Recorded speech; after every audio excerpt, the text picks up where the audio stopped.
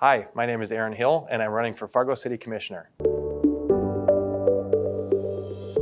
So I'm running for City Commissioner because at heart, I'm a servant. I've explored a lot of different career opportunities. I've done a lot of different things. I've done a lot of searching, and what makes me most fulfilled is serving others. So that is where I start from, and that is what I'm trying to do, is put myself in positions where I'm serving. If you look at my career, all of my career choices have been in some sort of customer service, public service, volunteerism.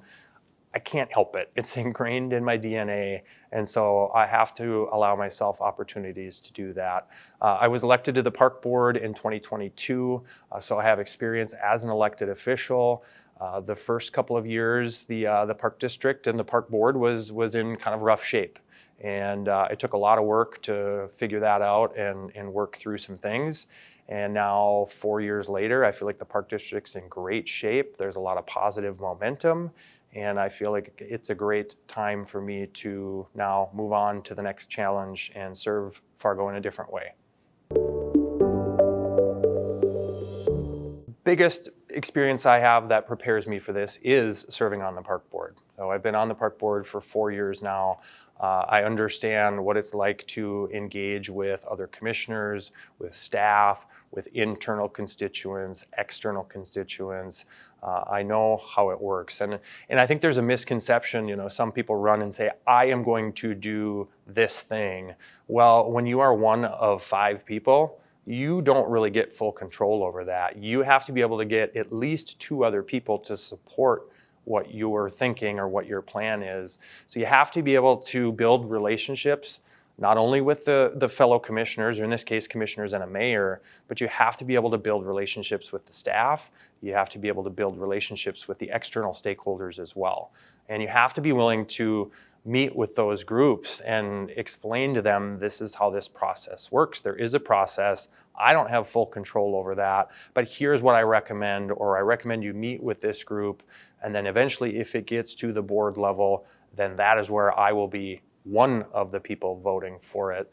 So I would say definitely my Park Board experience, also my experience as an entrepreneur. We started Fargo Brewing Company when I was 27 years old. No clue what I was doing. None of us had any clue what we were doing, and we just jumped in. And the analogy I like to use is you jump off a cliff and you're building your parachute on the way down.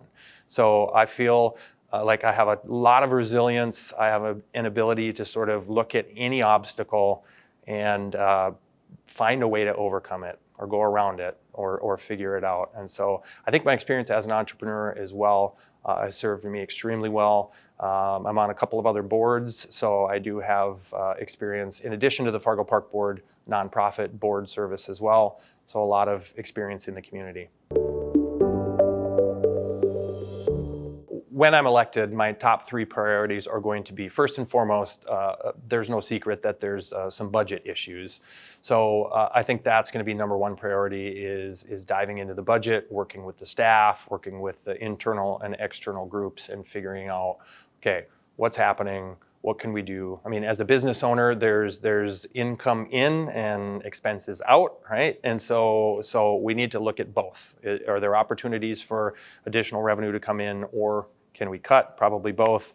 And employee morale is another big one. I think from what I understand, the staff is sort of siloed, and they're kind of working in their own departments and sort of trying to kind of protect themselves. And so I think a good leader elected to the commission is going to need to be able to bring these people together to create unity, to create a team dynamic, a team identity. So that way, when you are working through the budget, it isn't this department versus that department. Everybody is looking at it as, how do we figure this out together as a team? So that's number 1 priority. Number 2, the convention center. I mean, that's a huge project for our community. We'll see if the current commission decides to vote for its location before the election or after. And either way, if I'm a part of voting where it is, I kind of hope I get a chance to actually vote for where the location is. I have a lot of experience with tourism and event spaces, and so I think I would really appreciate the opportunity to be more involved with that. I have been following all of the meetings, going to the meetings, attending those. Also with my experience experience as a commercial real estate agent. I feel like I understand where the market is, where some of the locations could work and where maybe they couldn't work. So I think that's going to be big. No matter what happens, that is huge, not only for the city of Fargo, but the entire region. That's going to be super impactful. And my third priority is really smart growth. We've heard the term smart growth, but is it real? And is it really smart? And so if we have silos between the developers and the planning department, I think we need to find a way to get those two entities to start working together in a better fashion. And I think the city needs to be the leader in the growth plan and to say, how do we want to develop? Where do we want to develop? And then work with those developers. Don't let developers decide and come to the city and then the city is reacting. So in a way as well, I would like to see the city be more proactive and less reactive. Have the plan, stick to the plan. If someone comes with an idea, we can say that's a terrific idea. Doesn't mean it's wrong, but it doesn't fit with the plan we have. So we have to say no for now. Looking ahead 5 years, I think our biggest opportunity and our biggest challenge is the growth. It's fantastic. I love living in a community that is growing. We have new things, new businesses, new schools, new houses. It's fantastic. It's awesome. It's exciting, but it's really challenging as well. And so how do we do it in a really smart way? And how do we design it intentionally in a way that benefits the community? And really, I've kind of experienced this on the park board. We're at this kind of pivotal point in Fargo where we're evolving from a small town to an urban city.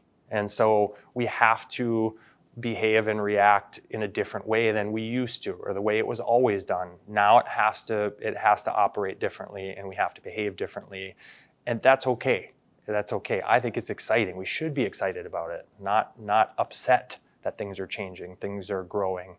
That's awesome. That's what we want to see.